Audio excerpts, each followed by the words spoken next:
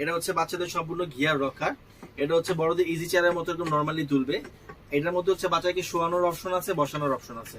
যেমন এই যে একটা অপশন এখন উঠে দিয়েছে, এখন একটু উপরের দিকে ঢালানো হয়েছে।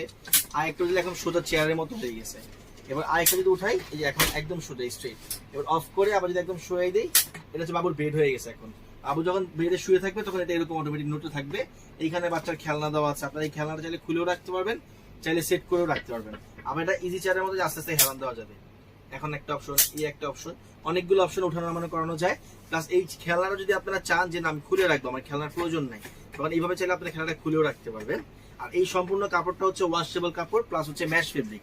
কাছ থেকে দেখালে বুঝতে পারবেন সম্পূর্ণ কাপড়টা হচ্ছে ম্যাশ ফেব্রিক, সম্পূর্ণ ওয়াশেবল। এখানে হচ্ছে কোমরের বেল্ট দেওয়া আছে যাতে বাবু পরে না যায় কখনো। আর সম্পূর্ণ হচ্ছে প্রোডাক্টটা চাইনিজ প্রোডাক্ট। এই যে দেখেন খুবই হেভি একটা প্রোডাক্ট, সম্পূর্ণ এসএস এর এমএস এর খুব হেভি একটা প্রোডাক্ট।